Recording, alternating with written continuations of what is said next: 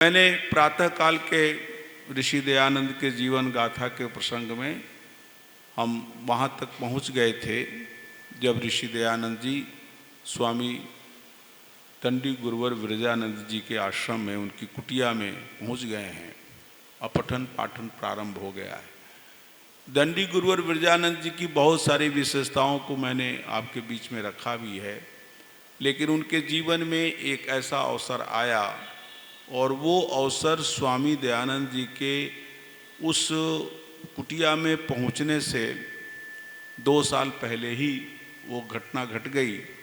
वो घटना ये थी कि उनके जीवन में जो अनार्ष युग था, जो अनार्ष काल था, जिसमें वो पंडितों के लिखे हुए ग्रंथों को पढ़ते और पढ़ाते थे, और पंडित वे जो मध्यकाल के पंडित थे जिनको हम भट्टो जी दीक्षित के नाम से जानते हैं, और उनके ग्रंथ का नाम सिद्धांत कौमुदी है। उस समय पूरे भारतवर्ष में कौमुदी का, सारस्वत का, चंद्रिका का, कालाप का तंत्र, इस टाइप के ग्रंथों का पठन पाठन था व्याकरण के नाम पर। स्वामी दंडी गुरुवर विरजानंद के जीवन में एक बात तो आती है प्रारंभ से कि अष्टाध्यायी के भक्त उनके गुरु जी भी थे जिनसे उन्होंने संन्यास लिया था। पाणिनि के भक्त थे वो, लेकिन उन्होंने स्वयं पाणिनि की पद्धति का प्रचलन नहीं किया था। ये काम इनको ही करना था, दंडी गुरुवर विरजानंद के ही भाग्य में ये लिखा था। लेकिन ये कैसे हुआ, इसकी भी एक हमको प्रातःकाल ही इस बात को हमारे आदरणीय श्रोत्री वृंद में से एक महोदय ने कहा कि इस बात को थोड़ा रेखांकित करिएगा कि ये भी अपने आप में कम आश्चर्यजनक बात नहीं है कि वो जो आर्ष ज्योति दीपक जो जला दंडी जी गुरु विरजानंद जी के रूप में, वो जला कैसे।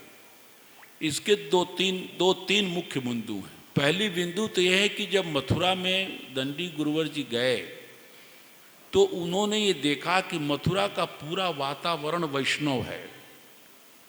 अब वैष्णव संप्रदाय में विष्णु का अवतार जो कृष्ण को जी को माना जाता है, और उनके वाम भाग में राधा जी को बैठाया जाता है, और गोपियों की, गोपों की तमाम लीलाएं जो की जाती हैं उसमें भक्ति का कोई भाव नहीं है।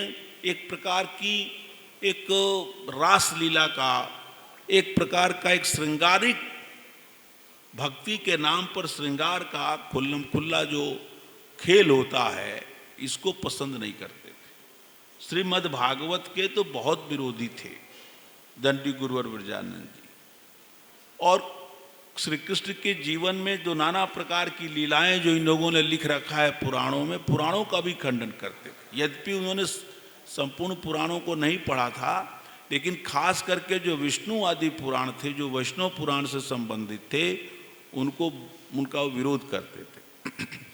संस्कृत जगत में एक मान्यता और है, वो प्रतिपदा को नहीं पढ़ाते। जैसे आपके विद्यालयों में सप्ताह में एक दिन छुट्टी होती है, और वो छुट्टी रविवार को होती है। सब जगह हो गई, अब तो स्कूल में ही नहीं, अब तो वो जो सरकारी कार्यालय हैं वहाँ भी छुट्टी रहती है। और मुस्लिम देशों में जुम्मा जिसको कहते हैं शुक्रवार को छुट्टी रहती है। लेकिन पहले ये प्रतिपदा को लोग छुट्टी रखते, और प्रतिपदा को छुट्टी देना में कोई बात नहीं थी, लेकिन वो ये कह दिया गया था कि प्रतिपदा के दिन विद्या पढ़ाई जाएगी तो विद्या फलवती नहीं होगी, उस विद्या से कोई लाभ नहीं होगा। अब ये पाखंड की बात है भाई, सप्ताह में अवकाश एक दिन मिले वो सुविधा के दृष्टि से है, और कौन सा वो दिन हो वो जनता को समाज की इच्छा पर तय की जाती है। लेकिन ये कहना कि प्रतिपदा को पढ़ाया जाएगा तो वो पढ़ाया हुआ विद्या फलवती नहीं होगी, इसको बात को तर्क के विरुद्ध समझते थे।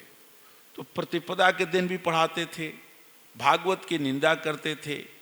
तो वहाँ के पौराणिक मंडल गुरु विरजानंद दंडी की त्याग से, तपस्या से, उनके वैदुष्य के प्रशंसक तो थे, लेकिन इसके बावजूद भी उनको नास्तिक कहते थे। एक बात और गड़बड़ हो गई कि वो वैष्णव मत में एक बहुत बड़ा, मथुरा का सबसे बड़ा जो सेठ था राधा कृष्ण नाम का, वो वैष्णव मत में दीक्षित हुआ, विधिवत दीक्षित हुआ, और उसके गुरु रंगाचार्य और रंगाचार्य के शिष्य ज्योतिषी जी थे और बहुत बड़ा उनके लाखों की आमदनी और बहुत उनका जो ठाठ बाट होता है मंदिरों का आप जानते ही हैं।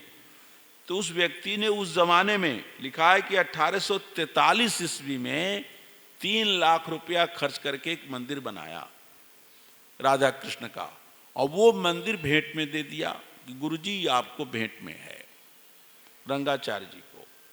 तो रंगाचार्य जी ने मंदिर को देखा तो देखिए मंदिर के ये अध्यक्ष जो महंत होते हैं इनकी बुद्धि कितनी नष्ट हो गई है, जनता से कितनी दूरी पर ये हो गए थे। उस जमाने में भी जब ये देश गुलाम था, उन्होंने कहा ये मंदिर मुझे पसंद नहीं आया। अब उस जमाने में 3 लाख रुपया बहुत बड़ी बात है, आप कल्पना नहीं कर सकते कि 3 लाख कितना के बराबर होगा 1843 ईस्वी में। तो उन्होंने कहा गुरुजी मैं अब ऐसा मंदिर बना के आपको भेंट करूंगा कि आप प्रसन्न हो जाएंगे। तो उस राधा कृष्ण सेठ ने 1844 से लेकर के 1851 ईस्वी तक 7 वर्ष तक एक मंदिर बनवाया और उस मंदिर में 45 लाख रुपया लगा। अब आप सोचिए 3 लाख रुपया लगाकर 1843 में मंदिर भेंट किया, पसंद नहीं आया गुरुजी को, और 7 वर्ष तक मंदिर बनता रहा और उस मंदिर के बनाने में कितना पैसा लगा तो लिखा 45 लाख रुपये की लागत से अति भव्य और विशाल मंदिर बनाकर भेंट किया। अब ये सब बात सुनकर के गुरुजी को क्या अच्छा लगता होगा। और उसी में एक और घटना घट गई। वो घटना ये थी कि गुरुजी के जो शिष्य थे, वो गुरुजी के शिष्य, उनका नाम लिखा है रंगदत्त चौबे थे, और एक उनके शिष्य का नाम था गंगादत्त चौबे, माने दंडिक जी के शिष्य। भाई गुरुजी के शिष्य थे, व्याकरण के विद्वान थे। और उधर रंगाचार्य जो उसके अध्यक्ष थे राधा कृष्ण मंदिर के, और उसके प्रधान आचार्य कृष्ण शास्त्री के शिष्य लक्ष्मण शास्त्री मुरमुरिया पंड्या, पंड्या लोग लिखते हैं उधर मथुरा साइड में। तो इन दोनों को यमुना के घाट पर शास्त्रार्थ हो गया आपस में। और शास्त्रार्थ का विषय क्या था, यद्यपि विषय कठिन है लेकिन मैं बहुत सरल करके समझाता हूँ आपको। एक सूत्र है व्याकरण का अजाद्य तष्टाप। ये सूत्र क्या करता है, ये सूत्र ये बताता है कि पुरुषवाची शब्द को स्त्रीलिंग बनाना हो तो उस कैसे बनाया जाए। जैसे आपको बहुत सरल करके मैं समझा रहा हूँ, नर शब्द को स्त्रीलिंग बनाएंगे तो क्या बनाएंगे, नारी। तो नर से नारी बनने में ङीप प्रत्यय होता है, ङीप ङीस जो भी है वो ङी का ई हो जाता है, फिर वृद्धि होकर नर नार नारी बन जाता है। लेकिन ये नियम सब जगह लागू नहीं होता। कुछ ऐसे शब्द हैं जहाँ स्त्रीलिंग बनाने के लिए अंत में आ लगाना पड़ता है, ई नहीं। जैसे आचार्य के स्त्रीलिंग क्या होगा, आचार्या। प्रधानाचार्य और महिला होगी तो क्या कहेंगे, प्रधानाचार्य। तो इसके लिए एक सूत्र है अजाद्य तष्टाप। मैं नहीं समझता कि इससे ज्यादा सरल मैं क्या करूं, लेकिन आपको समझ में आ रहा होगा कि अज आदि शब्दों में स्त्रीलिंग बनाने के लिए टाप प्रत्यय करते हैं। टाप का आ बचता है, ट और प दोनों लोप हो जाता है। टाप में से ट निकाल दीजिए और अंत का प तो क्या बचेगा, आ। तो उससे जैसे अज है, अज कहते हैं बकरा को, और बकरी कहना होगा तो क्या कहेंगे, अजा। अज माने बकरा और अजा माने बकरी।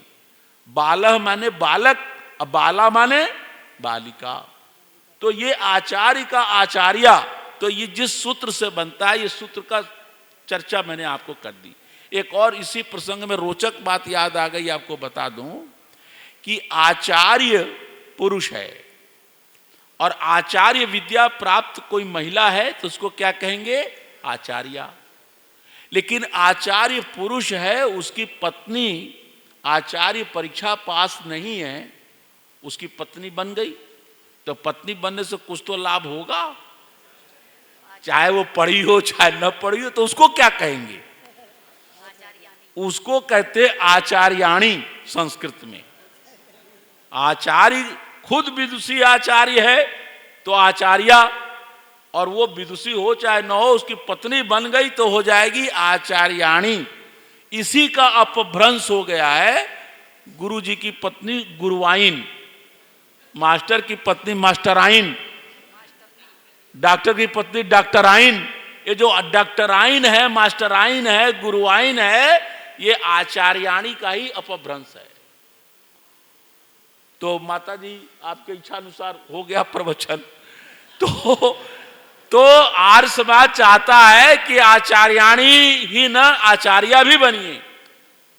आचार्याणी तो अपने आप मिल जाएगा, आचार्य जी से विवाह हो गया तो, लेकिन आचार्य बनना है, ये काम बहुत कठिन काम है। तो उस पर शास्त्रार्थ हो गया। तो उसमें किसी ने कहा कि आजादी नाम उक्ति आजाद युक्ति ही, ये षष्ठी तत्पुरुष समास है। मैं इसको बहुत डिटेल में नहीं ले जाऊंगा। और उन्होंने कहा, पौराणिक पंडित मुरमुरिया पंड्या ने और उनके जो चेले थे, उन्होंने कह दिया, लक्ष्मण शास्त्री ने, कि नहीं, इसमें सप्तमी तत्पुरुष है, ये समास होता है। अब उसमें हो गया, दोनों चले आए, शास्त्रार्थ होके चले आए। अब उन्होंने उसको प्रतिष्ठा का प्रश्न बना लिया पौराणिक लोगों ने, और राधा कृष्ण सेठ को कहा कि भाई हमारी जीत होनी चाहिए। तो जैसे कोई मुकदमा होता है तो पहले जिला न्यायालय में, फिर जिला न्यायालय से कोई हार जाए तो हाई कोर्ट में जाए, हाई कोर्ट से हार जाए तो सुप्रीम कोर्ट में जाए। तो धार्मिक विषयों में, शास्त्रीय विषयों में सबसे बड़ा सुप्रीम कोर्ट कहाँ था? काशी। हिंदू धर्म के लिए शास्त्रीय विषय में कोई मतभेद हो जाए, कोई शास्त्रीय विषय आ जाए, तो उसका अंतिम फैसला, अंतिम निर्णय कौन करेगा? काशी की पंडित सभा करेगी। तो सेठ राधा कृष्ण जी पहुंच गए काशी में पैसे लेकर के, और जा करके इतना पैसा पंडितों को दे दिया कि उन्होंने लिख दिया, सुप्रीम कोर्ट से फैसला आ गया कि जो मुरमुरिया पंड्या और ये लक्ष्मण शास्त्री हैं, इन्होंने जो सप्तमी तत्पुरुष कहा यही सही है, और षष्ठी तत्पुरुष गलत है। अब ये जब फैसला आया, व्यवस्था आई, तो दंडी गुरु ब्रजानंद जी, उनका क्रोध मन्यु में बदल गया। आप लोग, हम लोग प्रार्थना करते हैं ना, मन्यु रसी मन्युर्मय देई, कि हे परमात्मा, तुम दुष्टों पर सात्विक क्रोध करते हो, मेरे अंदर भी सात्विक क्रोध उत्पन्न हो, दुष्टों के प्रति, दुष्ट बुराइयों के प्रति, दुष्टों के प्रति और दुष्ट कार्यों के प्रति। अब ये दंडी गुरुवर जी क्रोधाविष्ट हो गए कि जिन घरों में परंपरा से संस्कृत विद्या पढ़ी और पढ़ाई जाती है, जिन पर शास्त्र के संरक्षण का दायित्व है, वो लोग घूस लेकर, उत्कोच लेकर के ये गलत फैसला दे रहे हैं। तो दंडी गुरुवर विरजानंद भी 10 साल रहे थे ना बनारस में। उन्होंने चिट्ठी लिखी कि हमको ये बताया जाए कि व्याकरण के किस नियम से, किस सूत्र से ये फैसला किया गया है कि सप्तमी तत्पुरुष होगा, षष्ठी नहीं होगा। तो वहां से जवाब आया कि पक्ष तो आपका ही सही है गुरुजी, लेकिन क्या करें, हम पैसा लेकर व्यवस्था लिख दिए हैं, लेकिन अब आपका पत्र आ गया है, तो इतना हम कर सकते हैं कि दूसरा फतवा जारी कर दें। बाद वाला फैसला पहले वाले फैसले को दबा देगा, लेकिन ये तब करेंगे जब आप हमको कुछ पैसा दीजिए, और कम से कम 100 रुपये के दर से 5 पंडितों के लिए 500 रुपया आप कम ही दे दीजिए, आपके पक्ष में फैसला आ जाएगा। और वो 5 पंडित हस्ताक्षर करेंगे आपके पक्ष में, और अपने साथ 3 पंडित का और दस्तखत कराएंगे। उसी 100 रुपये में अपना भी और अपने सबऑर्डिनेट, जैसे बड़ा वकील होता है उसके नीचे भी 2-4 वकील होते हैं, तो वो सब करके 20-21 पंडितों का फतवा चला जाएगा आपके पास। अब गुरुजी का और जलती हुई आग में कोई घी डाल दे, और गुरुजी क्रोधाविष्ट हो गए, और उन्होंने कहा ये सारा लीला इसलिए रची हुई है कि अनार्स ग्रंथों के प्रचार ने इनकी बुद्धि को भ्रष्ट कर दिया, ये मति भ्रष्ट हो गए, ये शास्त्र बेच रहे हैं। इससे बड़ा अपकर्म क्या हो सकता है? ये पाप कर्म है। और गुरुजी अष्टाध्यायी के सूत्रों पर विचार करने लगे, उन पंडितों की पोथी पर तो विचार नहीं, उनके बात पर तो विचार नहीं किया। तो उनको अष्टाध्यायी का एक सूत्र मिला, कर्तृकर्मणो कृति, कर्तृकर्मणो कृति। इस सूत्र में यह कहा गया है कि कृदंत प्रत्यय बाद में हो तो कर्म में और कर्ता में षष्ठी विभक्ति होती है। तो उक्ति जो शब्द है, उक्ति में तिन प्रत्यय वो कृत प्रत्यय है। जैसे युवती शब्द बनता है, इवन प्रातिपदिक में ति प्रत्यय तिन लग जाता है तो बनता है युवती स्त्री, और नहीं तिन प्रत्यय नहीं लगेगा तो युवक बनता है, युवा बनता है। तो इसी प्रकार उक्ति, उक्ति माने कथन, जैसे युवती है वैसे उक्ति है। मैं अधिकतम सरल कर रहा हूं, ये व्याकरण की कक्षा तो है नहीं। तो गुरुजी ने कहा कि ये अष्टाध्यायी के सूत्र से षष्ठी सिद्ध है, हमें इन पंडितों की कोई चिंता नहीं करनी है। तब उन्होंने एक श्लोक बनाया, अष्टाध्यायी महाभाष्ये द्वे व्याकरण पुस्तके अततो अन्यत पुस्तकम यत्तु तत्सर्वम धूर्त चेष्टितम, कि व्याकरण के दो ही ग्रंथ हैं ऋषि के, अष्टाध्यायी और महाभाष्य, और बाकी जो ग्रंथ हैं सर्वम धूर्त चेष्टितम, ये धूर्तों के लिखे हुए ये ग्रंथ हैं, इनकी मान्यता नहीं होनी चाहिए। और फिर उन्होंने फैसला तुरंत लागू कर दिया। जैसे स्वामी श्रद्धानंद को किसी ने कहा कि आप हिंदी के भक्त हो, आर्य भाषा के भक्त हो, संस्कृत के भक्त हो, और पत्रिका निकालते हो सद्धर्म प्रचारक उर्दू में, तो स्वामी श्रद्धानंद को बात लग गई।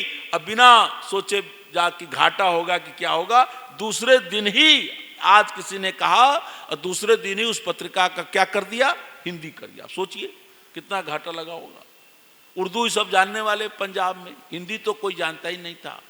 एक घटना याद आ गई, बता देता हूं। माता जी ने कहा है कि महिला पक्ष जरूर, आप लोगों ने सुना होगा बलराज साहनी का नाम। बलराज साहनी फिल्म अभिनेता थे, और लोग बताते हैं कि जब अभिनय करने किसी फिल्म में, हम तो ज़्यादा जानते नहीं, अभिनय करना था रिक्शा चालक का, और रिक्शा चालक भी अभी हाथ वाला रिक्शा जो कलकत्ता में चलता है, तो वहाँ गए और उन्हीं रिक्शा वालों के बीच बैठने लगे, उठने लगे, खाने लगे, पीने लगे, वैसे ही बीड़ी पीने लगे। तो रिक्शा वाले समझ ही नहीं पाए कि ये एक्टर है, उनको सचमुच रिक्शा वाला समझ लिया। ऐसे बलराज साहनी की विवाह तय हुआ एक ऐसे लड़की से जो आर्य कन्या विद्यालय में पढ़ी थी, और आर्य कन्या विद्यालय में विवाह तय हो गया। युवावस्था में विवाह होता था, और विवाह होने के बाद भी शादी हुई, और शादी के बाद तुरंत ही लड़की चली जाती थी मैके, गौना होता था तब आती थी। अब वो शादी के बाद चली गई, वहां से उसने पत्र लिखा हिंदी में बलराज साहनी को। अब बलराज साहनी नई उम्र, पत्नी का पत्र, उनके पांव धरती पर पड़ ही नहीं रहे थे। अब खोल के देखा तो हिंदी में लिखा हुआ, और हिंदी उन्हें आती नहीं। अब पत्नी का पत्र, नवेली दुल्हन का पत्र किससे पढ़वावें? तो उन्होंने सोचा कि ये काम करते, अब हिंदी पढ़ते हैं। तो उनका धैर्य देखो, तब तक वो पत्र रख लिया अपने पेटी में और हिंदी पढ़ी, और जब इतनी हिंदी पढ़ ली कि हिंदी पढ़ सके, तब उन्होंने पत्नी का पत्र पढ़ा। ये किसकी कृपा थी? आर्य समाज के स्कूल में पढ़ने वाली उस महिला की, जिसने हिंदी माध्यम, सबसे पहले हिंदी माध्यम से विद्यालय आर्य समाज ने खोले।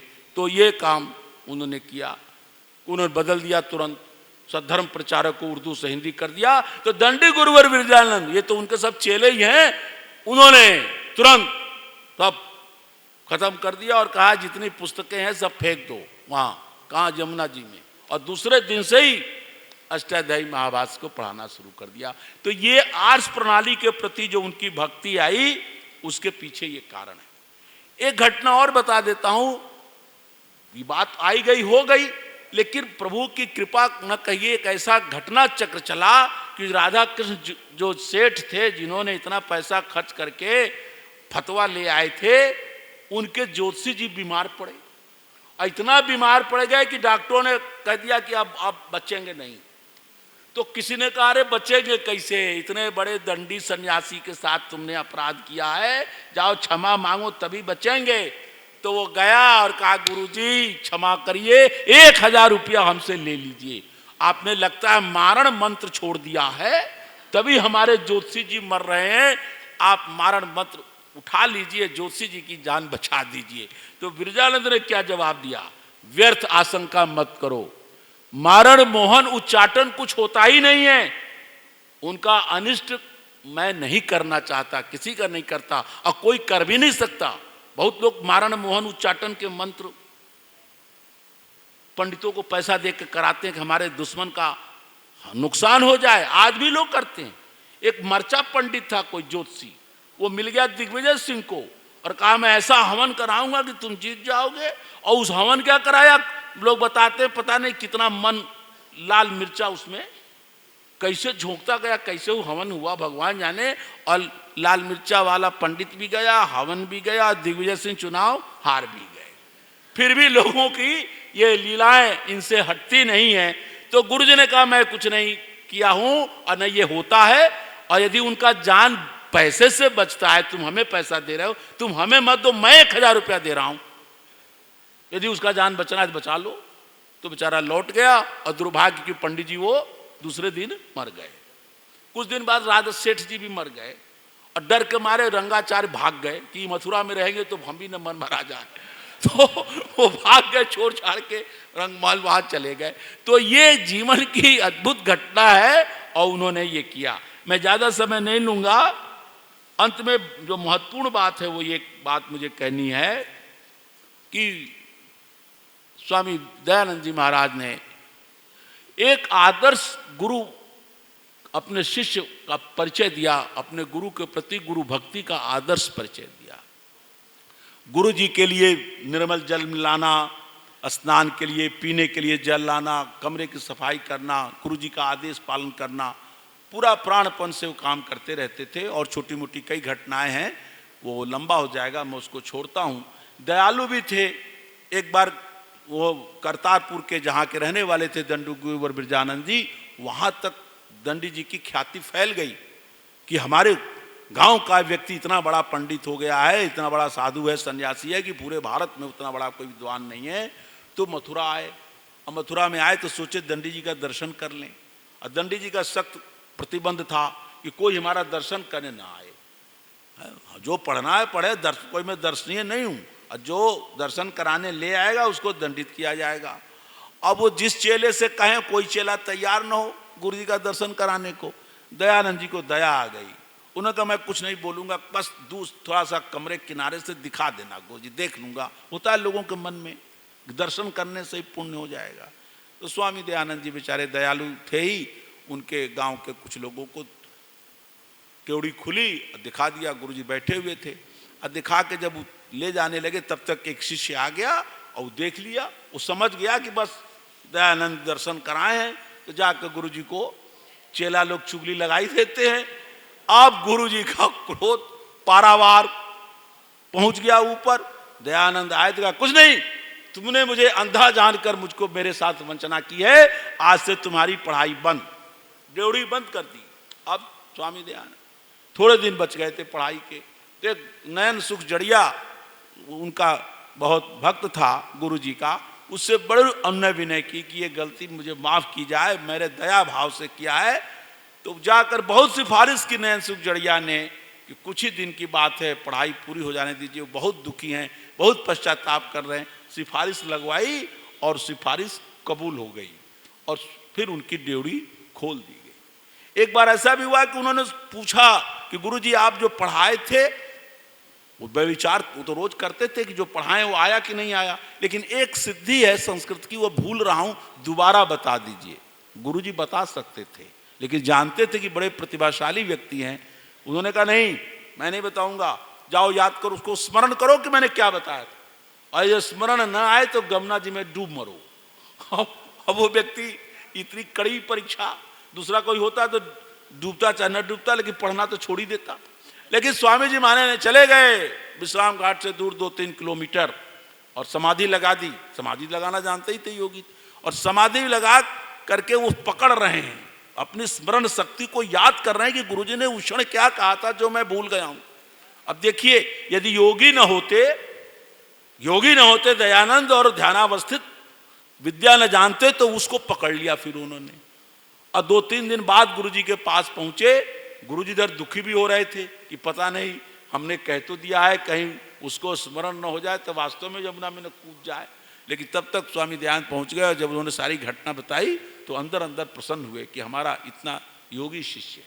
एक घटना और आती है स्वामी जी के जीवन में कि संध्या कर रहे थे, प्रातः काल का समय था, दूर यमुना किनारे एक माता जी आई, एक बहन जी, और यमुना में स्नान किया और तट पर एक सन्यासी स्वामी दयानंद जैसे सन्यासी व्यक्ति को ध्यानावस्थित देखा तो उसके हृदय में श्रद्धा आई और श्रद्धा से भरित हृदय होकर जाकर स्वामी जी के पैरों पर अपना सर रख दिया। अब स्वामी जी की आंख खुली, देखा ही पैर, तो घबरा गए वो, क्योंकि स्त्री से तो दूर रहते थे, नैष्ठिक ब्रह्मचर्य का पालन था। वो इस बात से फिर समाधि में चले गए, निराहार होकर फिर समाधि में एक दिन तक रह गए। तब उसके बाद आए तो गुरुजी ने पूछा कि क्यों कल पढ़ने तुम नहीं आए, तो ये घटना बताई। तो इस घटना को सुनकर भी दंडी जी परम प्रसन्न हुए कि साधारण व्यक्ति हमसे नहीं पढ़ रहा है। तो ऐसी बहुत सारी घटनाएं हैं उनके जीवन में, और इस प्रकार वो विद्या उनकी पूरी की और निश्चय ही उस पूरे भारतवर्ष में जो आर्ष ज्योति का दीपक जला था दंडी गुरुवर विरजानंद के रूप में, उस विद्या को प्राप्त करके इनकी विद्या भी सफल हुई और स्वामी दयानंद का जीवन भी सफल हुआ। और उसके बाद जैसे कि आप लोगों ने पढ़ा है, एक मंत्र आता है, या आत्मदा बलदा यस्य विश्व उपासते। स्वामी ने इसका अर्थ करते हुए लिखा है, शरीर आत्मा और समाज के बल का देने हारा। पढ़े होंगे ना, या आत्मदा बलदा का क्या अर्थ लिखा है? शरीर आत्मा और समाज के बल का देने हारा। किसके लिए कहा जा रहा है? परमात्मा के लिए। केवल बलदा का मतलब बल नहीं, कौन सा बल? 3 बल, शरीर का बल, आत्मा का बल और समाज का बल। कितनी सर्वांगीण व्याख्या है आत्मदा बलदा मंत्र की। और स्वामी दयानंद इसके सबसे बड़े उदाहरण हैं। जाने मुझे नहीं, इतिहास में मुझे ऐसा कोई व्यक्ति नहीं मिलता हजारों वर्षों के इतिहास में जिस आदमी के अंदर शारीरिक, आत्मिक और सामाजिक बल हो, इतना स्वामी दयानंद के टक्कर का। और तभी उन्होंने आर्य समाज के उद्देश्य में भी लिख दिया, संसार का उपकार करना इस समाज का मुख्य उद्देश्य है। अर्थात क्रम वही है, शारीरिक, आत्मिक और सामाजिक उन्नति का। जो मंत्र की व्याख्या में लिखा है वही आर्य समाज का उद्देश्य निर्धारित किया। और ये उद्देश्य इसलिए निर्धारित किया कि शारीरिक बल में स्वयं ही वो अद्भुत थे और आत्मिक बल पिछले 14 वर्षों तक योगाभ्यास के द्वारा, साधना के द्वारा, योग दर्शन की पठन पाठन के द्वारा जो आत्मिक बल उन्होंने अपने अंदर संचय किया था, जो शारीरिक बल अपने अंदर प्राप्त किया था, उसके बाद समाज के क्षेत्र में उतरे थे और सामाजिक कुरीतियों को, सामाजिक अंधविश्वास और पाखंडों को दूर करने के लिए जितना पुरुषार्थ स्वामी दयानंद ने किया है अपने काल में, उतना पुरुषार्थ किसी भी महापुरुष ने शायद दुनिया में न किया होगा जितना काम अकेले दयानंद ने किया। तो अब स्वामी जी की बारी आई, शारीरिक आत्मिक बल से सन्नद्ध हो चुके थे, अब सामाजिक सेवा की बारी आ रही थी कि पहले प्रचलित परंपरा के अनुसार गुरु जी की दक्षिणा के लिए तैयार होते हैं। और गुरु जी को दक्षिणा देने के लिए ये जान गए थे कि हम तो कुछ दे नहीं सकते, खुद ही इनके चने की व्यवस्था कोई खत्री ने की थी, कोई तेल की व्यवस्था कोई गोवर्धन लाल सर्राफ ने की थी, भोजन की व्यवस्था बाबा अमरलाल जोशी ने की थी, एक लक्ष्मी नारायण मंदिर के एक छोटे से कुटिया में आवास की व्यवस्था हो गई थी। इनके पास था क्या? अकिंचन सन्यासी थे, लेकिन जानते थे गुरुजी को लवंग बड़ा प्यारा है, लवंग खाते थे। होते ना कुछ लोगों को लवंग, तो हम कभी कभी चलते रहते हैं यात्रा में, रिक्शे पर बैठते हैं तो आदत है थोड़ा आर्य समाज का उपदेशक होने के नाते रिक्शा वाले से पूछते हैं बीड़ी पीते हो? तो कहता हाँ। हमने कहा तुम्हारा ज़्यादा पैसा देंगे, जितना तय हुआ उसे ज़्यादा देंगे, बीड़ी ख़त्म करो। क्या ख़त्म कैसे होगा? हमने कम करो। तो उसे बड़ा आश्चर्य होता है कि ऐसा कौन बैठ गया बेमतलब का आदमी, और कह रहा ज़्यादा पैसा देंगे, और ज़्यादा दे भी देता हूँ। जब प्रतिज्ञा कर देता तो ठीक है गुरुजी आप कह रहे हैं, सोचता है पंडित हैं, गुरु हैं, विद्वान। एक आदमी तो कहा कि हाथ देख दीजिए गुरुजी, हमें चाहे किराया मत दीजिए, मेरा भविष्य बता दीजिए। ऐसे से विचित्र लोग मिलते रहते हैं। तो वो मैं कहता हूं कि तुम्हें ये आदतें छुड़ानी है तो लवंग खाया करो। हमको कई वैद्यों ने बताया बनारस में कि जिस व्यक्ति को गुटखा खाने की और ये सब खाने की आदतें पड़ी हुई हैं, बिना खाए रहा नहीं जाता, यदि वो लवंग खाने लगेगा तो गुटखा उटका छूट जाए। तो जो गुटखा खाते हो आप, यहाँ तो कोई खाता ना होगा, थोड़ा प्रयोग करके देखिएगा। जैसे हमारे आर्य समाज के भजनों उपदेशक थे पंडित बिहारीलाल शास्त्री, वो कहते थे नींद ना आए, तो नींद ना आने के लिए वो रास्ता बताते थे कैसे नींद आए। कहते नींद नहीं आ रही तो बिस्तर पर पड़ जाओ और गिनो। क्या गिनो? कहते कहो ओम 1, ओम 2, ओम 3, ओम 4। हमने गुरु जी इससे क्या होगा? तो गिनती गिनेगा तो मन भागेगा नहीं। नींद इसलिए नहीं आती कि मन भागता है, गिनती गिनना है तो गणना में गलती ना हो तो गिनता जाएगा। हमने कहां तक गिने? तो गिने तब तक जब तक नींद ना आ जाए। शैतान है मन ना, इसको गिनो। हम कहा गुरु जी 100 तक पहुंच गया ना नींद आए तो कहा 100 के बाद उल्टा करो, ओम 100, ओम 99, ओम 98। कह रहे थे मेरा दावा है कि वो गिनते गिनते मन थक जाएगा और फिर वो सो जाएगा। तो ऐसे चीजें बीच बीच में बता देता हूं मैं आपको। तो लवंग बाजार में गए, दुकानों से लवंग मांगा और आधा सेर के लगभग, किलो वाला नहीं, जो प्राचीन जमाने में सेर चलता था उससे आधा सेर के लगभग लवंग लेकर के गुरुजी के पास आए दक्षिणा देने कि आज मेरी गुरुजी की विदाई होगी। तो दंडी गुरु ब्रजानंद ने कहा कि क्या मेरे इतने घोर परिश्रम का यही दक्षिणा है? अब चौंकने की बारी स्वामी दयानंद की थी। उन्होंने कहा गुरुजी आप तो जानते हैं मैं तो अकिंचन सन्यासी हूँ, ये भी मैं मांग के लाया हूँ और इससे ज़्यादा मैं क्या दे सकता हूँ। तो उन्होंने कहा क्या तुम ऐसी कल्पना करते हो कि जो तुम्हारे पास नहीं है वो मैं मांगूंगा? तो कहा गुरुजी आदेश करें। तब जो उन्होंने मांगा, तो इंद्र विद्या वाचस्पति ने लिखा है, स्वामी श्रद्धानंद के यशस्वी पुत्र, इतिहास के प्रोफेसर, आर्य समाज के प्रधान, 58 किताबों के लेखक, स्वतंत्रता संग्राम सेनानी, बड़ी कितनी महिमा गाए।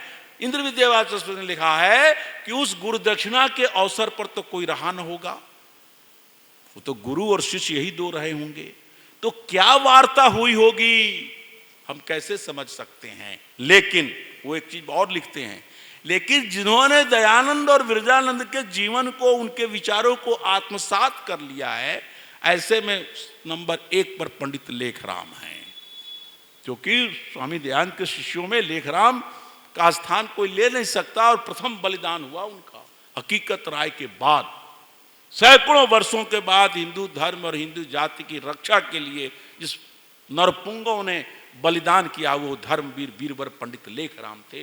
उस लेखराम के जीवनी का आश्रय लेते हैं इंद्र विद्या वाचस्पति जी, और वो कहते हैं कि उनके शब्द बताते हैं कि उन्होंने क्या मांगा होगा गुरु दक्षिणा में। वो शब्द उन्होंने इसमें लिख कर दिए हैं। उन्होंने कहा कि तुम प्रतिज्ञा करो, ये लेखराम जी का अनुमान है, और इससे अधिक और कुछ हुआ ही न होगा। अनुमान देखिए कितना प्यारा अनुमान है गुरु दक्षिणा का।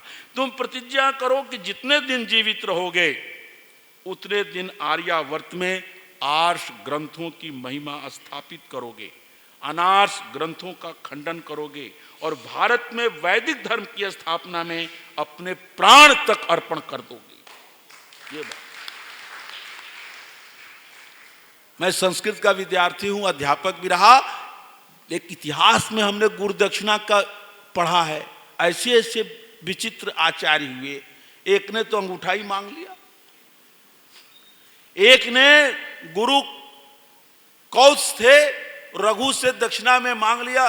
कौत्स ने, वर्तंतु ने, उनके गुरु वर्तंतु ने अपने शिष्य कौत्स से कहा कि 14 करोड़ सोने के रुपया ले आओ, स्वर्ण मुद्रा, 14 करोड़। अब कहां से लाता? तो रघु के पास गया, राजा रघु के पास, जो जिसके नाम पर रघु वंश है, राम जी के पूर्वज, उनसे मांग कर ला करके दिया गुरु दक्षिणा। तो एक ने अंगूठा भेंट कर दी, एक ने राजा से मांग कर गुरु दक्षिणा चुकाई, और द्रोणाचार्य ने एकलव्य से तो अंगूठा मांगा, लेकिन कौरवों पांडवों से क्या मांगा? जो पड़ गए ये 5 पांडव और 100 कौरव। इन 105 लोगों ने कहा गुरु जी आप बताएं क्या दक्षिणा दूं? तो उन्होंने कहा मेरी गुरु दक्षिणा ये है कि एक राजा है जिसका नाम द्रुपद है, पंचाल देश का राजा द्रुपद, जाओ उसको बांध कर ले आओ, मेरे चरणों में डाल दो। अब बताओ ये कोई, इतना क्रोध था उस व्यक्ति के पास। द्रुपद और द्रोणाचार्य दोनों साथ साथ पढ़ते थे आश्रम में, और आश्रम में पढ़ते समय द्रुपद ने कहा था, राजकुमार थे पंचाल के, कि मैं यहां से जाऊंगा तो राजा बनूंगा क्योंकि मैं राजा का पुत्र हूं और आप मेरे मित्र हो, मेरे पास आना, माला माल कर दूंगा तुमको। हैं? आप लोग जब माला मुझे पहनाते हैं तो मैं भी कभी कभी माला माल हो जाता हूं। भाई और माल नहीं तो माला ही माल है। माला माल का यही अर्थ है कि खूब माला पहला दो, माला माल हो गया। अब बेचारा द्रोणाचार्य पहुंचा और राजा ने अपने वचन नहीं निभाया। राजकुमार ने अपने वचन को भंग किया और कहा, अरे ब्राह्मण भिक्षोपजीवी का पुत्र, भिक्षा मांगने वाले ब्राह्मण के पुत्र, मेरी तुम्हारी क्या समानता, मैं राजा हूं, कह दिया, जाओ यहां से तुमको। अब ये अपमान जो था उनके अंदर बस गया था और जब पढ़ाया उन्होंने धृतराष्ट्र पांडु के पुत्रों को तो और कुछ नहीं सूझा, यही दक्षिणा मांग ली। और ये दोनों चेले भी ऐसे निकले कि गए और युद्ध करके ले आए, बांध के ले आए और द्रोणाचार्य के चरणों में डाल दिया। तो ऐसे लोगों के बीच में जब दयानंद के प्रति जो गुरुदक्षिणा मांगी है, इतिहास में ऐसी गुरुदक्षिणा किसी नहीं मांगी। वो सबसे भयंकर है, इतनी कठिन गुरुदक्षिणा किसी की नहीं है। स्वामी दयानंद अपने गुरु को दक्षिणा चुकाने के लिए क्या क्या कष्ट सहे। कोई एक बार मरता है, स्वामी दयानंद पता नहीं अपने जीवन में कितनी बार उनको मारने का प्रयास हुआ। इसी मेरठ नगर के रहने वाले हैं लक्ष्मी चंद जी, जिन्होंने मानप्रस्थ लेकर के आर्य मुनि नाम रखा है। उन्होंने एक बार स्वामी दयानंद के जीवनी को पढ़ करके ये संकलन करने का काम किया कि स्वामी दयानंद के मारने के कितने प्रयत्न हुए, उसकी एक लिस्ट बनाई जाए।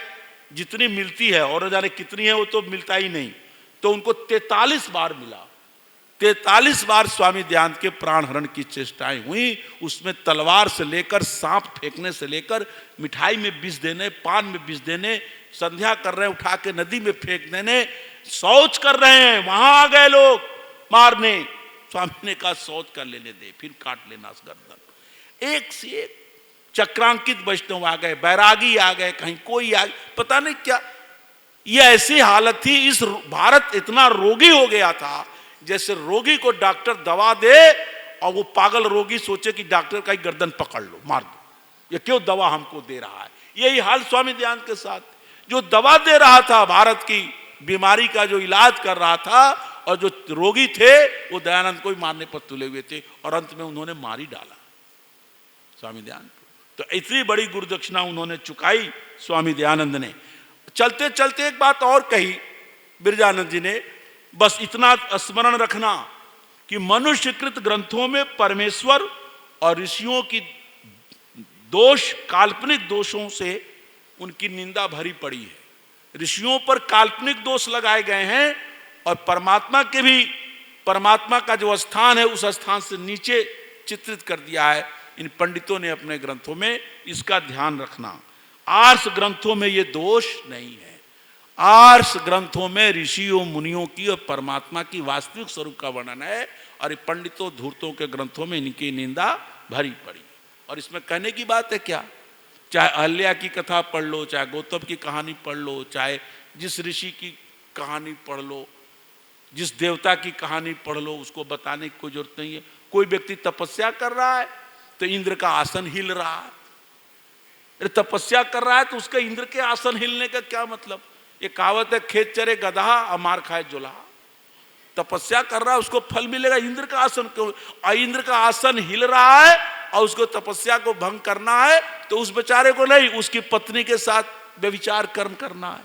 इससे ये सब काल्पनिक बातें हैं, कुछ नहीं हुआ अहल्या के साथ। स्वामी दयानंद ने ऋग्वेदादि भाष्यका में सब स्पष्ट कर दिया है। वो इंद्र सूर्य है, अहल्या रात्रि है, गौतम चंद्रमा है, ये रूप का अलंकार है। इसको कथा बना करके रामायण में लोगों ने घुसेड़ रखा है। तो जो दंडी गुरु और विरजानंद ने कहा वो एक एक बात सही थी कि ऋषियों की, देवताओं की इतनी निंदा की गई पुराणों के अंदर, और सारा जगत जो है हिंदू समाज इन्हीं पुराणों के घोल पट्टी में जी रहा है। तो उन्होंने कहा इस विवेक को अपने हाथ से न छोड़ना, ऋषियों के ग्रंथों का प्रचार करना। तो और गुरु जी को चरणों में उन्होंने अपने सर रख दिया, तथास्तु बोले, और स्वामी दंडी गुरुवर विरजानंद के कुटिया से स्वामी दयानंद चल पड़े। इस गुरुदक्षिणा के शब्दों को लेकर एक बहुत बड़े विद्वान हुए जिनका नाम है HP शर्मा, आधुनिक भारतीय संस्कृति नाम की पुस्तक लिखी।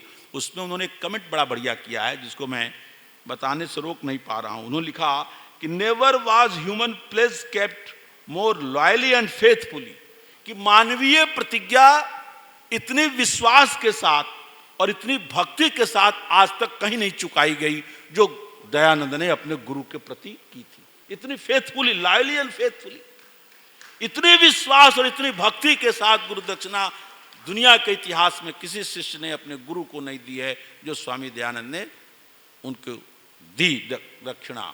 और पता नहीं स्वामी दयानंद के जीवन का क्या उद्देश्य आगे चलकर क्या हो जाता। वो कमंडलू लेकर विचरण करते रहते, योगाभ्यास करते रहते, क्या करते क्या न करते, ये तो मानना ही पड़ेगा कि उनके जीवन की दिशा, अग्रिम जीवन की दिशा जो है उसको तय कर दी दंडी गुरुवर ब्रजानंद। जो दीपक उनके अंदर जल रहा था वो दीपक तो केवल व्याकरण के क्षेत्र का था। व्याकरण के क्षेत्र में क्या आर्ष है और क्या अनार्ष है, इसका रिसर्च, इसका अनुसंधान दंडी गुरुवर ब्रजानंद ने किया था। लेकिन इस पूरे सिद्धांत को, इस पूरे सूत्र को, इस पूरे फार्मूला को संपूर्ण भारतीय वांग्मय पर लागू कर देना ये दयानंद का काम था। शिष्य वही होता है जो गुरु से भी आगे बढ़ जाए। दयानंद गुरु से निश्चय आगे बढ़ गए, इसमें कोई संदेह नहीं है। और उसके लिए लेकिन आगे बढ़ ना पाते यदि वो दंडी गुरुवर ब्रजानंद के शिष्य न होते। ये भी जान लीजिए, स्वामी दयानंद के जीवन में जो उपलब्धियां हैं वो बहुत बड़ी उपलब्धियां हैं।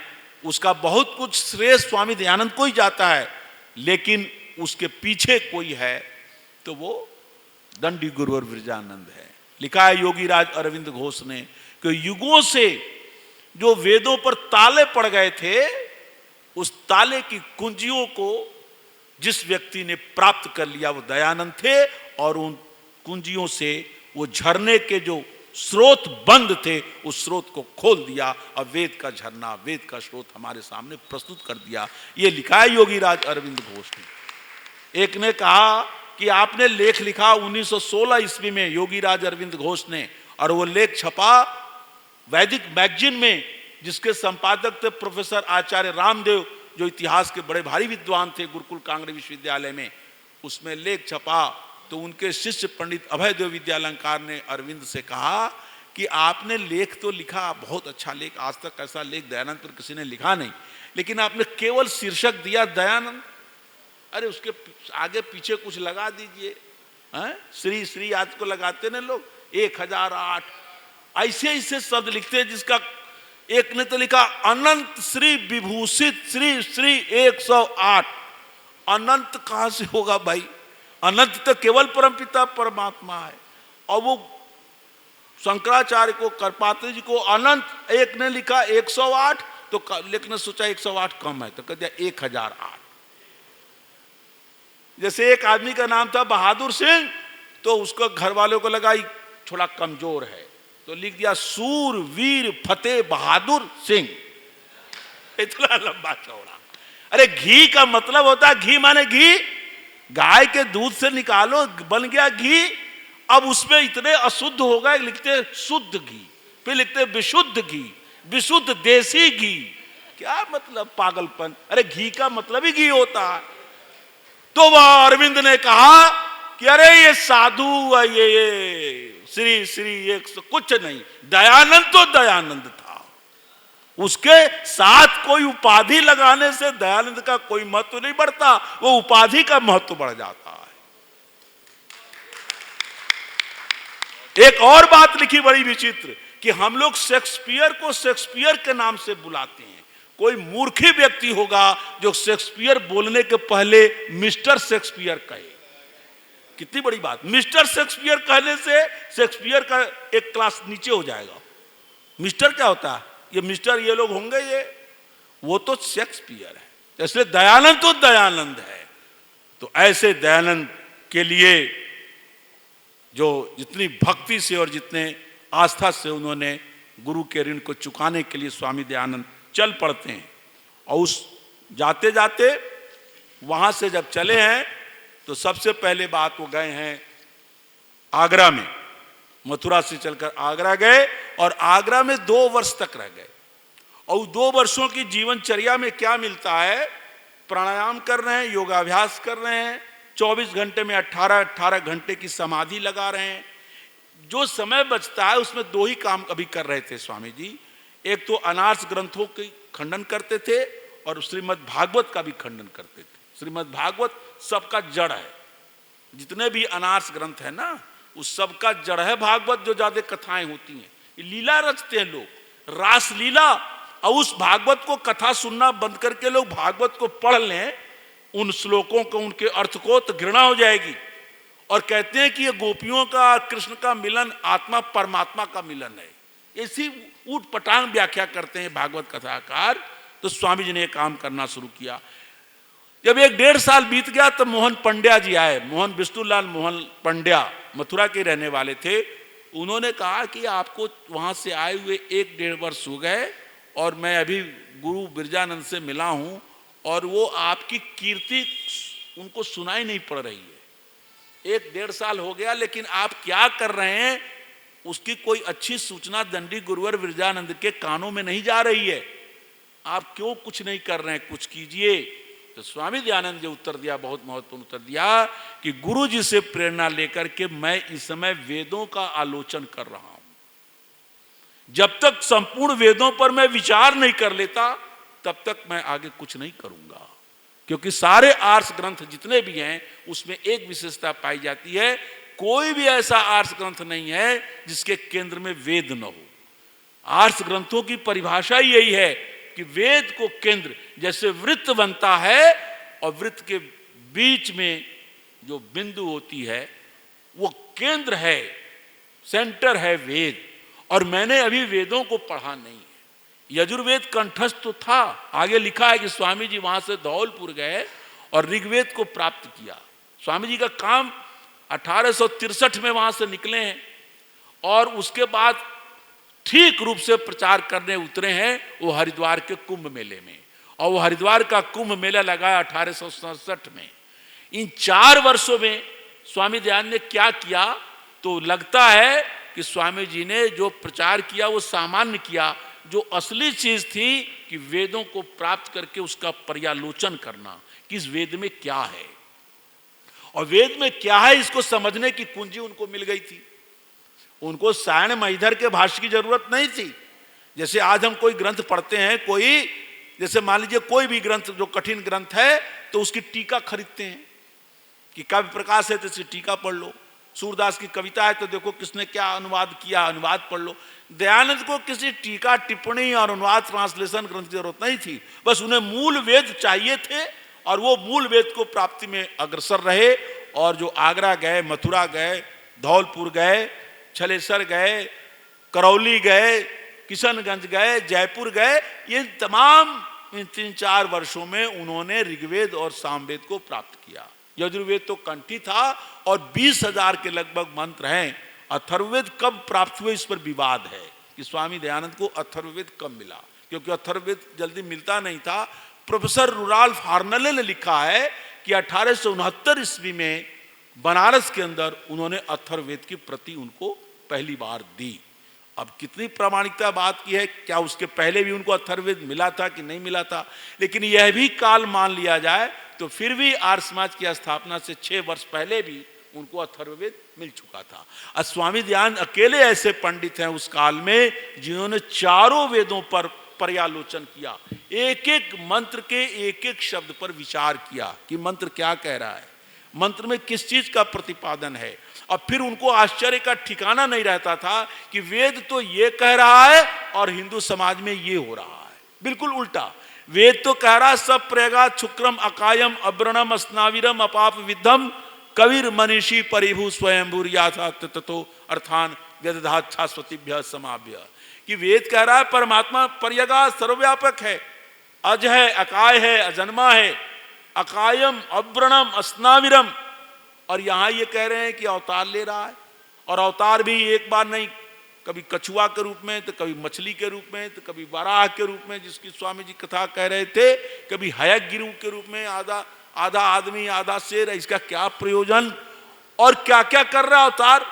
मारने के लिए अवतार किसी व्यक्ति को। अच्छा बताइए, किसी का जन्म लेना, पैदा करना कठिन है कि मारना कठिन है? पैदा करना कठिन है। अब मकान बनाना कितना आसान, कठिन है। अब मकान को ध्वस्त करना हो तो जो परमात्मा रावण को, कंस को बिना पैदा हुए राम जी कृष्ण जी पैदा तो नहीं हुए थे रावण को पैदा करने के लिए, वो तो पैदा हो गया। अब मारने में क्या, जब परमात्मा सर्वव्यापक है तो उसके हृदय में व्यापक है, हृदय में ही कुछ कर देगा, खत्म हो जाएगा। और भगवान ही सब काम क्यों करेगा? लेकिन इस प्रकार सारी गड़बड़ियां परमात्मा से लेकर जीवात्मा से लेकर के मूर्ति पूजा ही नहीं, ग्रंथ ही नहीं, परलोक पुनर्जन्म, जो भी धार्मिक मान्यताएं थी, स्वामी जी विचार कर रहे हैं कि हिंदू समाज इतना सड़ गया है, गल गया है, जीर्ण और शीर्ण हो गया है कि नाम तो वेदों का है लेकिन काम वेदों का नहीं है। हमारे पंडित गंगा प्रसाद उपाध्याय ने लिखा है कि आप किसी भी इसी मेरठ नगर के जितने भी मंदिर हैं उन मंदिरों में जाइए, उनकी पूजा पाठ के जो पंडित जी बोलते हैं उसको सुनिए, मुश्किल से वेद मंत्र होगा। यदि 100 मंत्र बोलते होंगे तो उसमें 1-2 मंत्र वेद का होगा और वो भी अर्थवेद के अनुसार न होगा, बाकी सब पापो हम, पाप कर्मा हम, पाप संभव, कि मैं पापी हूं, पाप कर्मी हूं, पाप से उत्पन्न हुआ हूं, यही मंत्र है, ऊट पटांग मंत्र है। मंगलम भगवान विष्णु, मंगलम गरुड़ ध्वजा, और जो चाहे जहां चाहे वहां कुछ भी बोल देते हैं, और जहां मंत्र बोलना चाहिए मंत्र नहीं बोलते हैं। तो स्वामी जी को टाइम लगा, यह आसान काम नहीं है। स्वामी जी ने चाबी तो प्राप्त की, लेकिन इस चाबी से उन्होंने वेदों को पढ़ना शुरू किया और पढ़ते समय धीरे धीरे वो किस परिणाम पर पहुंचे देखिए।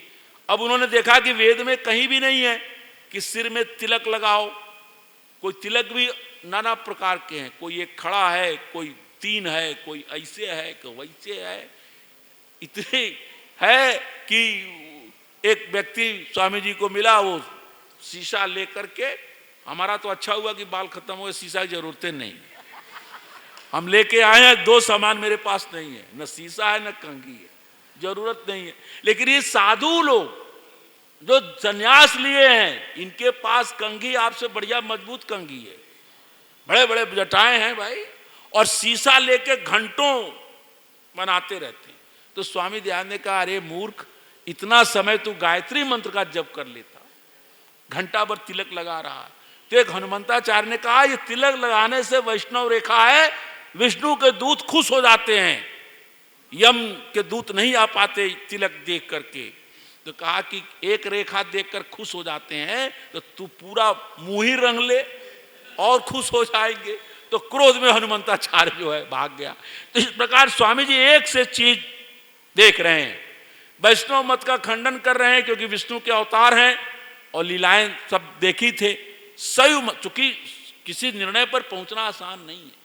आपको कोई निर्णय पढ़ा पढ़ाया बना बनाया खीर मिल जाए तो खाने में तो कोई टाइम नहीं लगता, लेकिन खीर कैसे बनी, कहां से बनी, कहां से दूध आया, कहां से चावल आया, कहां से ड्राई फ्रूट आया, कहां चीनी हुई, कहां चूल्हा जला, कहां क्या हुआ। तो स्वामी दयानंद को इन धार्मिक विषयों को निर्णय करने में कितनी कठिनाई हुई होगी, आप कल्पना कीजिए। तो उन्होंने सोचा शिव का अर्थ तो कल्याण है, उन्होंने कहा आप शैवों का पक्ष ले रहे हैं, वैष्णवों से शास्त्रार्थ कर रहे हैं, तो आपका शिव कौन है? तो स्वामी जी ने स्पष्ट कहा, हमारा शिव शिव कल्याणे धातु से बनने वाला शिव है, जिसका अर्थ कल्याण करने वाला है। पार्वती के पति मेरे दृष्टि में शिव नहीं है। स्वामी जी जो वहां से निकले तो आप देखकर दंग रह जाएंगे कि स्वामी जी कहां रुकते थे, मंदिरों में, मंदिरों में जाकर रुक रहे हैं, वहीं सो रहे हैं और उसी मूर्ति पूजा का खंडन कर रहे हैं। क्या कलेजा था, आज कोई हिम्मत करेगा? मुझे एक बहुत रक्षा मंत्रालय के एक अधिकारी आर्य समाजी थे, उन प्रयाग पहुंच गए, तो उनको इच्छा हुई कि स्वामी दयानंद प्रयाग में कहाँ रहे वो, तो देखने गए। तो स्वामी जी बहुत पुराना एक मंदिर है, उस मंदिर में रहते थे। वो मंदिर था नाग वासुकी का मंदिर। आप लोग कभी प्रयाग जाइए तो आपको मारने वाला है, जाइएगा तो उस मंदिर को ढूंढ कर देखने जाइएगा। बड़ा किनारा हो गया है, गंगा जी वहां से दूर हो गई हैं, इसलिए जल्दी लोग उस मंदिर को जाते नहीं है, लेकिन उसकी मान्यता बहुत है। तो स्वामी जी उस नाग वासुकी मंदिर में रहते थे और ठेठ जनवरी माघ के ठंड में वो बुर्ज बना हुआ है। बुर्ज का मतलब मंदिर के नीचे गंगा जी में जाने के लिए जो सीढ़ियां बनी हुई होती है ना, तो सीढ़ियों के दोनों किनारे एक रेखा बनी होती ना, और उसके नीचे से सीढ़ी होती है। अब स्वामी जी कॉपीन पहन करके माघ की ठंड में उसी बुर्ज पर ऐसे ही लेट जाते। क्या बात, न कोई बिछावन है, न कोई चादर है, न कोई तकिया है, कुछ नहीं है, और कॉपीन केवल पहने हुए, शरीर वज्र का बना हुआ है। तो ऐसे मंदिर में गए वो, और जा करके अपने प्रभाव से उन्होंने स्वामी जी की चित्र लगाया, उनके बारे में बहुत अच्छे अच्छे शिलालेख लगवाए और मुझे बुलाया कि आइए यहाँ भाषण दीजिए। तो मैं गया, देखा। तो जब मैंने जीवनी में पढ़ा था कि स्वामी जी इस बुर्ज पर सोते थे, तो आज भी वो बुर्ज है, जो शिलापट्ट। मैं गया, उस जगह को देखा, तो मेरे मन में आया यहीं स्वामी जी सो जाते रहेंगे। मेरे आंखों से आंसू आ गए। क्या तपस्वी व्यक्ति था। तो स्वामी दयानंद पुष्कर गए। पुष्कर में जो ब्रह्मा जी का एक ही मंदिर है अकेला, वहां स्वामी जी खंडन कर रहे हैं। और कुछ खंडन से इतने चिढ़ गए पंडे कि मारने दौड़े। तो स्वामी जी ने हुंकार दिया कि हमें निरा साधु मत समझना, 20-25 को तो मैं अकेले ठीक कर दूंगा। हड़काया। तब तक वहां का जो मेन अध्यक्ष था वो आया और कहा, डांटा कि स्वामी जी हमारे अतिथि हैं, सन्यासी हैं, ये जो चाहे बोलेंगे, इनकी क्या बात है। ग्वालियर पहुंचे तो वहां राजा भागवत का सप्ताह कर रहा था। स्वामी जी को निमंत्रण भेजा। स्वामी जी ने कहा, भागवत की कथा क्या करते हो, गायत्री पुरस्चरण कराओ, भागवत करने से कोई अनिष्ट होगा, इष्ट नहीं होगा। तो राजा को लोगों ने भड़काया कि आपके राज्य में आया हुआ है, ये बोल रहा भागवत खिलाफ। तो राजा ने कहा, स्वामी है, यति है, दंडी है, सन्यासी है, वो कुछ भी कहें, उनको अपमानित थोड़े करना है। अब हम चूंकि व्यवस्था कर रहे हैं तो होने दो भागवत। अब भागवत के बाद वास्तव में अनिष्ट हो गया। बड़ी बड़ी लीलाएं होती हैं, एक से घटना घट जाती हैं, लेकिन कोई हिंदू समाज इससे शिक्षा नहीं लेता। स्वामी जी ये सब देख रहे हैं, चल रहे हैं आगे आगे। फिर स्वामी जी ने एक बात और, एक ने कहा कि आप शैव मत का अवलंबन करते हैं, इसका कारण क्या है। तो उन्होंने कहा, शिव ने कोई अवतार नहीं लिया है। जो ऐतिहासिक शिव भी है वो कोई अवतार नहीं लिया है। अब मेरे लिए इष्ट तो वो शिव भी नहीं है, पार्वती का पति, मेरे लिए तो कल्याण करने वाला ही शिव है।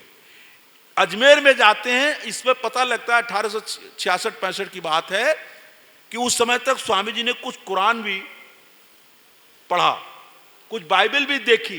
देख लीजिए, वो चारों ओर ऐसे सेनापति हैं कि एक प्रकार का युद्ध नहीं लड़ते। जो सेनापति होता है हर समय में हर प्रकार के दुश्मनों से लड़ने की क्षमता रखता है, वो प्रधान सेनापति होता है।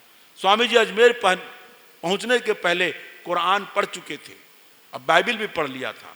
वहां मौलवी साहब टिक नहीं पाए। सबसे पहला शास्त्रार्थ स्वामी जी ने 1866 ईस्वी में पादरी से किया और मौलवी से किया। और पादरी का नाम था पादरी जॉन रॉबसन। उसने बाद में पुस्तक लिखी, उस पुस्तक का नाम है हिंदुइज्म एंड क्रिश्चियनिटी। उसमें उसने पूरा विवरण दिया है जो स्वामी जी से शास्त्रार्थ किया।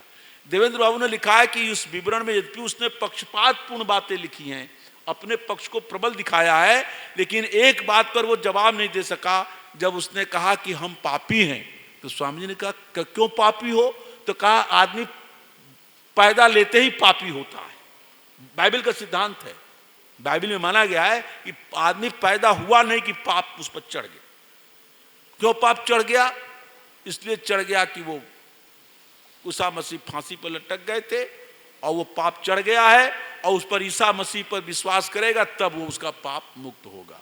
तो स्वामी जी ने कहा, तुम पादरी होकर अपने को पापी कह रहे हो, तुम पादरी हो, तुम धर्म के मेन प्रचारक हो, तुम पापी क्यों हो। तो कहा, उन्होंने कहा सब पापी। स्वामी जी कहा, मैं तो पापी नहीं हूं, तुम हो गए पापी। तो उसने पादरी जॉनसन को कोई बात नहीं सूझा। तो इस प्रकार स्वामी जी जो है, और एक जगह और गए, उसको भी कह दूं, अजमेर की घटना है, वहां राम सनेही मत बहुत है, राम सनेही मत माता जी। और राम सनेही के महंत लोग वो स्त्रियों से ज्यादा चेली बनाते हैं, पुरुषों से ज्यादा स्त्रियों को चेलियां बनाते हैं। और राम सनेहियों का महंत आया हुआ था और उससे मिलने के लिए लाइन बांध करके महिलाएं सब जा रही थी भेंट देने। स्वामी जी ने कहा कि बहुत बड़ा बात है, उनको चुनौती दी, कहा भेजा कि हमसे शास्त्रार्थ करो, तुम्हारा राम सनेही मत कहाँ वेदानुकूल है। और वो शास्त्रार्थ क्या करता, डर के मारे अपने शिष्यों के साथ रात में ही भाग गया कि कहीं हम शास्त्रार्थ नहीं करेंगे तुम्हारी बदनामी होगी, तो रात में ही चला गया। और आगे चलकर राम सनेहियों का स्वामी जी ने जब लीला देखी, अंदर की लीला, तो स्वामी जी देखिए बहुत कठोर भी थे। खराब आदतों पर, खराब कुरीतियों पर आक्रमण करने में स्वामी जी कठोरता से व्यवहार करते थे। कहते थे इन्होंने राम से नहीं नाम गलत लिखा है, इनको तो राण से नहीं होना चाहिए।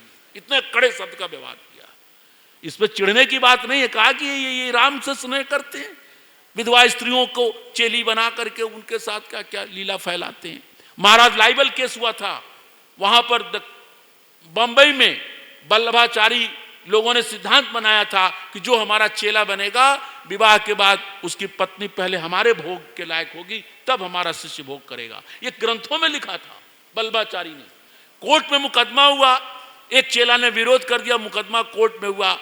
मुकदमा उसको महाराज लाइबल केस कहते हैं, महाराज लाइबल केस मुकदमा है। और उसमें जज ने फैसला दिया कि ये जो से नराधम होते हैं, जो दुष्ट पापी को नराधम कहा जाता है, ये वल्लभाचारियों का चरित्र नराधम जैसा चल।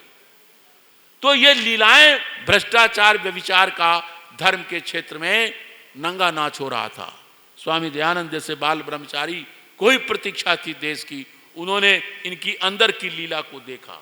हमारे गुरु स्वामी सत्यप्रकाश जी महाराज कहा करते थे कि कोई व्यक्ति भारत का इतिहास यदि जानना चाहे, कौन सा इतिहास? धार्मिक इतिहास। कब का?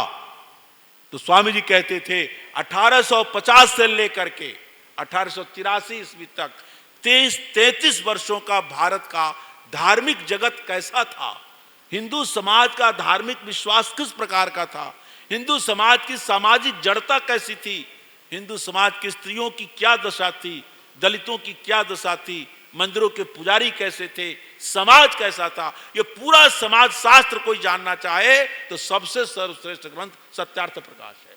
और सत्यार्थ प्रकाश का 11वां समोल्लास है, जो स्वामी जी ने एक एक पंथाइयों की अंदर की लीलाओं को प्रकट किया है। तो इस प्रकार स्वामी जी का ये तप और त्याग चलता रहा और 4 वर्ष लग गए 1863 से 1867 के मार्च तक। 7 मार्च को या 8 मार्च 1867 को स्वामी जी हरिद्वार पहुंचते हैं, जहां कुंभ का मेला लगा हुआ था और जहां हरिद्वार की मेन शहर से 3 मील उत्तर की ओर आज मोहन आश्रम उसको कहते हैं, वहीं पाखंड खंडनी पताका फहराई थी।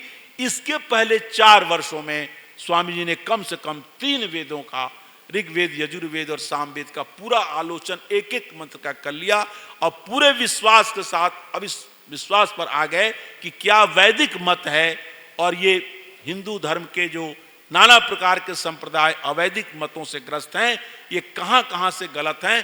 पहली बार इतिहास में ये काम हो रहा था कि हिंदू समाज में पैदा होने वाला, ब्राह्मण कुल में पैदा होने वाला एक सन्यासी, एक विद्वान ब्राह्मण जो आगे सन्यासी बना है, जो योगी है, वेद का पंडित है और वेदों के आधार पर हिंदू धर्म की प्रचलित मान्यताओं का खंडन कर रहा है, ये दुनिया में आश्चर्य की बात थी कि हिंदू धर्म के अंदर पैदा होने वाला, ब्राह्मण वर्ण के अंदर पैदा होने वाला सन्यासी, जो सबसे बड़ा आश्रम होता है उसमें दीक्षित होने वाला व्यक्ति हिंदू धर्म की प्रत्येक सड़ी गली कुरीतियों, पाखंडों, अंधविश्वासों का खंडन कर रहा है। और आधार तर्क नहीं, तर्क के साथ वेद है, क्योंकि वेद धर्म का मूल है। जो वेद का विरोधी सारी विचारधारा है, ये दयानंद की सबसे बड़ी देन थी जो स्वामी जी ने फहराई। तो पाखंड खंडी पताका स्वामी जी फहराते हैं और उसमें क्या बात कहते हैं, क्या उपदेश देते हैं, जन सामान्य के लाखों के भीड़ में स्वामी जी ने क्या सार्वजनिक उपदेश देना प्रारंभ किया, इसकी चर्चा अब कल करेंगे। इन्हीं शब्दों के साथ आज को बहुत बहुत धन्यवाद।